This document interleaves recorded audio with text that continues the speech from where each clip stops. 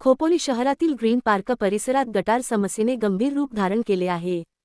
विभाग क्रमांक 10 मधील नगरसेवकांच्या बिल्डिंगसमोरच गटार तुंबले असूनही प्रशासनाकडून कोणतीही ठोस कारवाई होत नसल्याने नागरिक संतप्त झाले आहेत। आनंद स्कूलच्या शेजारी असलेल्या या गटारातून हॉटेलमधील कुजलेले घाण पाणी रस्त्यावर साचत आहे। हे दूषित पाणी स्थानिक रहिवासी श्रीमती कांचन सुतार यांच्या बोरवेलमध्ये मुरत असल्याने पाणी पूर्णपणे खराब झाले आहे।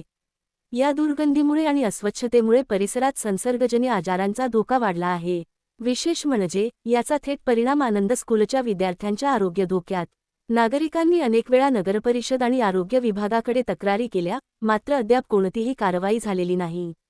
आता तरी प्रशासन जागे होणार का, की नागरिकांना अजूनही अशाच समस्यांना सामोरे जावे लागणार? यापूर्वी आम्ही बरेच वेळा नगरपालिकेत तक्रार केलेली आहे, पण काही फरक पडत नाही। थोडं वरच्यावर काढून जातात, पण घाण आणि दुर्गंधी तशीच आहे।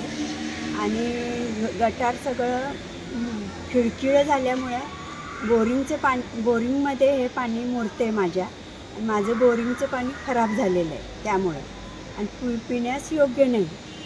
तरी किती वेळाही अर्ज देऊन पण तुम्ही काही करू शकत नाही। कसं काय? आपल्या मार्फत एकच विनंती आहे की गटारीचं काम स्वतः येऊन बघून त्याची डागडुजी करणे व स्वच्छ ठेवणे हेच आमचं मत आहे।